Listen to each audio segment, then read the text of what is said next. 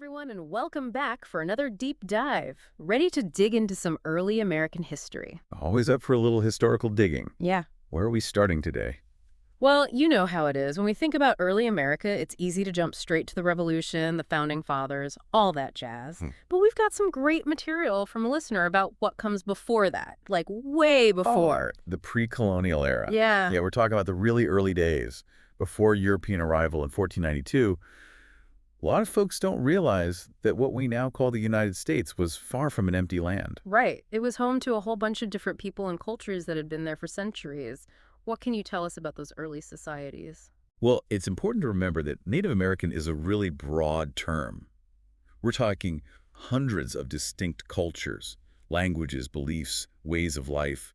It'd be like saying Europe has just one culture, totally inaccurate. That's a good point. So it was a pretty diverse place. It really was. And sophisticated, too. Look at the Cahokia civilization, for example. They thrived in the Mississippi Valley, centuries before Columbus sailed the ocean blue. Cahokia, those are the folks with the mounds, right? I remember learning about those in school. Exactly. And these weren't just any piles of dirt. Monk's Mound, the biggest one at Cahokia. It's massive. Over 100 feet tall, covers 14 acres. That base, bigger than the Great Pyramid in Egypt. Can you imagine the effort that took? Wow, that's mind-blowing. I always picture teepees in simple villages, not something on par with the pyramids. Yeah, it really challenges that whole empty wilderness idea, doesn't it? These were complex societies with their own technologies, beliefs, and forms of government. Unfortunately, the arrival of Europeans had a devastating impact on these pre-existing cultures. Disease, displacement, conflict. It's a tragic chapter that we can't forget. It's a stark reminder that history isn't always pretty. Speaking of European arrival, most folks start with Columbus in 1492. But by the time the Pilgrims show up in 1620, it's not like they were the only game in town, were they? Not at all. It was already getting pretty crowded on the East Coast, actually. You had the Spanish down south hunting for gold and setting up missions. Don't forget the French up north, trading furs and building forts. The Pilgrims were pretty late to the party, when you think about it. I never thought of it that way, but you're right. So with all these different groups vying for control, where do the English colonies fit in? Jamestown gets mentioned, but it seems like Plymouth Rock gets all the attention. Yeah, Jamestown is often overlooked, but it's crucial. We're talking 1607. It's over a decade before the Mayflower even set sail. So they beat the Pilgrims to it. They did, and it wasn't easy. Jamestown faced disease, starvation.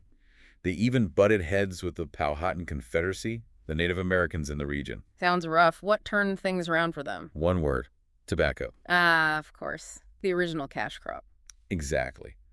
The demand for it back in Europe just exploded. That meant expansion, more labor, which unfortunately led to a reliance on indentured servants.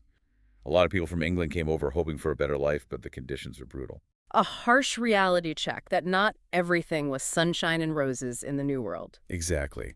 And unfortunately, it paved the way for something even worse, the transatlantic slave trade. That's part of the story we can't shy away from. But let's circle back to the Pilgrims for a second. You asked why they get so much attention. Yeah, I've always wondered that. Was it just good PR? Partly.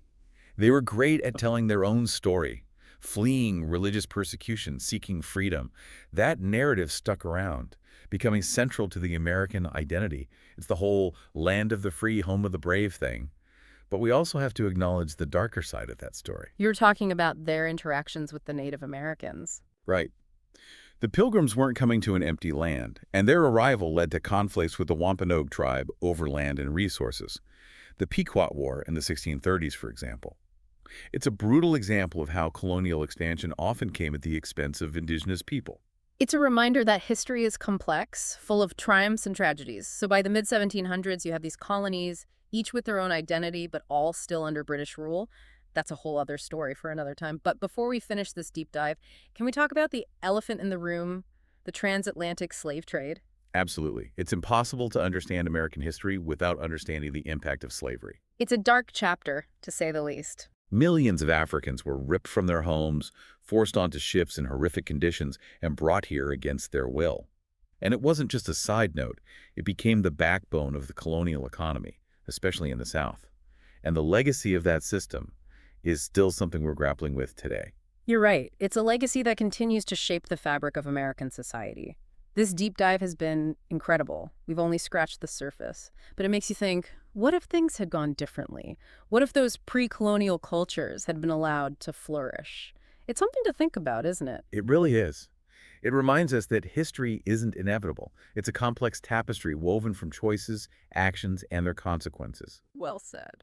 Well, folks, that's all the time we have for today's deep dive. We've taken you from bustling pre colonial cities to the arrival of Europeans and the complicated legacies they left behind. It's just a small taste of a much larger story.